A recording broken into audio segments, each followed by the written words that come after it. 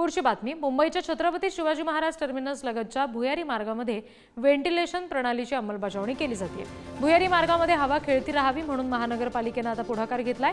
9 jet पंखे आणि अधिक क्षमतेचे मध्यवर्ती पंखे बसवण्याचं जे काम आहे ते आता सुरू आहे आणि या सगळ्या संदर्भात आणखी तपशील देतील आमचे प्रतिनिधी धनंजय दळवी। छत्रपती शिवाजी महाराज टर्मिनस लगत असलेल्या भुयारी मार्गात हवा खेळती राहावी यासाठी महापालिकेने पुढाकार घेतलेला आहे। या ठिकाणी नव्या तंत्रज्ञानासह व्हेंटिलेशन सिस्टीम जे आहे ती या ठिकाणी बसवण्यात आलेली आपल्याला पाहायला मिळते। 9 जेट पंखे जे आहे ते या ठिकाणी या भुयारी मार्गात बसवण्यात आलेले आहे। आपण जर पाहिलं तर हे जे छत्रपती शिवाजी महाराज टर्मिनस आहे त्याच्या लगत असलेला हा भुयारी मार्ग आहे आणि या ठिकाणी दररोज मोठ्या प्रमाणात नागरिक जे आहे ते लाखो प्रवासी जे आहेत ते या पदचारी पर्यटक या भुयारी मार्गाचा वापर करतात आणि या भुयारी मार्गाचा होणारा वापर जो आहे तो पाहता आधुनिक व अद्ययावत उपाययोजना करण्याचं जे आहे ते या ठिकाणी आपल्याला पाहायला मिळते।